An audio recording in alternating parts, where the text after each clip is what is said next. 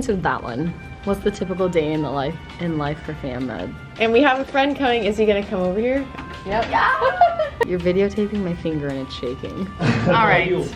I'm gonna do the intro. All right. Hey you guys, what is up and welcome back to my channel. My name is Rachel. I'm a first year OBGYN resident and I have an exciting video for you today. I have been on family medicine for the last 2 weeks. That's part of our rotation as a first year. I wanted to do a Q&A with a bunch of family medicine residents and I have 3 of them here and they're gonna come into the frame shortly. I asked okay, sorry, I'm getting like, I'm having a stroke. I need to be admitted. Okay, I asked you guys to ask us some questions on Instagram and we're gonna just go through them and just casually talk about the answers. With that being said, let's jump into the video and you can meet the lovely family medicine residents. Get in here, come on. I was like, who's trying to... What questions are we doing? We're gonna lined up. Okay. Stop.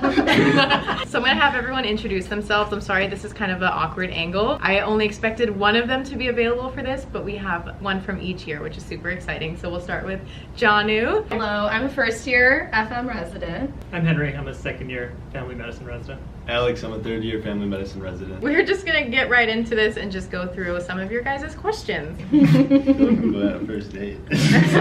Okay, so first question, this is an easy one. Why should someone pursue family medicine?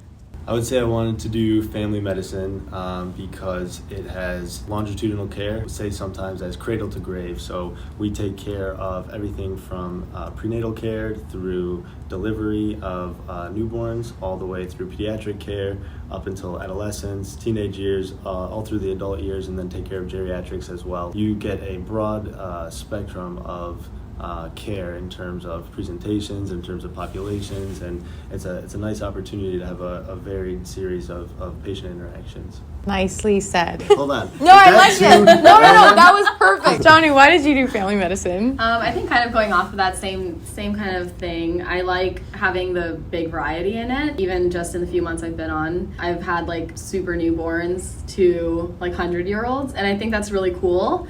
I think a lot of people think FM gets kind of boring sometimes, like you see the same things in clinic, but I've already like had some like really random patients, things that you see in a textbook that like everyone's like, oh, that's cool, like you got to see that, you know? So I think there's a lot of variety in it, so I think that's always fun. Okay, this is a great question because I actually don't even know the difference. What's the difference between internal medicine and family medicine? That's a great question. So I'd say that internal medicine and family medicine differ mainly in the fact that the training for internal medicine is mainly geared toward the inpatient setting. So a lot of internal medicine programs will often have some outpatient element to the program, so maybe 1 or more days of clinic a week, but typically most of your rotations are geared toward inpatient. Here we have a good balance between inpatient and outpatient, so we get a good mixture of both. We've had residents go on to become hospitalists at our facility and residents go on to become local community outpatient providers. So family medicine does give you a good opportunity to have a experience in both, but you can get that in internal medicine as well. Henry and I are both interested in sports medicine, so that can be a route that is more suited toward family medicine, whereas if you're interested in something like cardiology, you're going to want to consider something like internal medicine.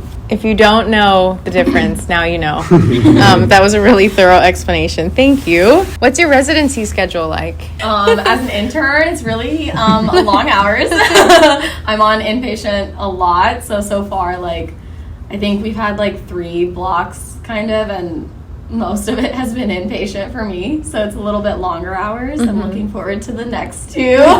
So how many hours do you work in a day? Usually it's like 12-hour shifts, 6 days a week when you're on inpatient, so like when you're working in the hospital. Clinic days are easier, it's like 8 to 5. Okay. Do you feel like you carry a lot of work home, especially on clinic days, or when you're done, you're done? I feel like they taught us to be like pretty efficient. Like they gave us enough time to learn how to do everything while you're like in the clinic. So I haven't taken a lot of work home yet. There's been a few days when I was like just really behind and I did, but so far it hasn't been too bad. Does it get better then? As a second and third year, you have less? So as a second year, I'm doing like, if it's not night float, I'm doing like 50 to 60 hours a week. On night float, it's closer to 70 to 80 hours a week. But it's only like 2 months out of the entire year. Okay. For a third year, we have probably, say, an inpatient medicine rotation, you're working 70, 80 hours a week. But then we have more rotations as we go through second year, third year. Then we have electives. We can have additional experiences with those. So as I said, Henry and I have been doing some sports medicine electives. Other folks will kind of seek additional training opportunities. But typically you get a little more freedom in your schedule as the years go on, which is nice. Yeah. So, yeah. That's very promising. For OB-GYN, ours is 4 years, and it's pretty much, from what I can see, it's stacked the whole time. So, be mindful of that when you're choosing what field you want to go into. You gotta weigh out, I guess, Yeah. what you want to do with your life and the time that you want to have to yourself. We're gonna scoot back. Next question. So, what do you do with your free time? You're like, what free time? Yeah. What do you guys like to do? Sleep, exercise, and meal prep. Sleep, exercise, meal prep. Oh my gosh. No, we have a good opportunity to get to the beach here in sunny California. So that's another thing to consider with choosing a residency program. So the training is, of course, first and foremost. But on your off days, you want an opportunity to have a little fun when you can. So if you have a beach within distance, that can be a nice thing. But whatever floats your boat, if nature, hiking, fishing, bodies of water, consider that when you're looking at places. Johnny, this question specifically for you. Would you say you have a good work-life balance? No. Fair, valid. Current answer is no. Yeah. Hopefully it will be different. I would agree with that. Do you guys feel like you have a better work-life balance now that you're not Much a first better year? than intern year. Okay. Mm-hmm. Yeah, it gets better as the years go on. Like I said, you get more freedom in your schedule, and it opens up a lot of breathing room for you. Okay. Hey! Come on in, man. We're just filming a video. Yeah, join this. Hop in. Oh. Hop in. What's going on? We should have all turned around. You guys have decided. I can sit on your lap if we come back. I love this. Okay. Do you want to introduce yourself? Hi, I'm Caroline. I'm a second year family medicine resident. Yay! Okay, we'll only ask a few more questions because we have to do sign out shortly. She's on the night shift right now, so we'll sign out to her, and then she gets to take care of everyone overnight. What's the best thing about family medicine? Did we answer that? Not really. My fellow residents. Aww. I think getting to see your patients more than once, actually getting to see them over time and getting to know them. Getting to see both babies and also just the elderly, so you get to see kind of all walks of life, and it's been a huge learning curve, but also it's been really great to see and have that continuity with all our patients and getting to see them sometimes in the hospital, but also in the outpatient setting too. Yeah. Yeah, we try to keep them out of the hospital as much We as try possible. to. But it is nice. It is nice that we do have that continuity, that we can Yeah. see them in the hospital if we need to. But I like that as a family medicine doc, especially as someone's primary care doctor, you're really considered their doctor, and they consider you as such within their life. So, you'll have patients come to you and say, "Yeah, I saw got a specialist recommendation for such and such, but I told them I need to run it by my doctor first." And it's they consider you their point person of management and certain things, and so it's an honor and a pleasure to be in that position. Feels pretty good when you're in the grocery store and you hear, "Hey, doc," down the aisle. It's a cool feeling. That is super cool. You're You're doing great. What keeps you going when times are tough in residency? Honestly, all of them.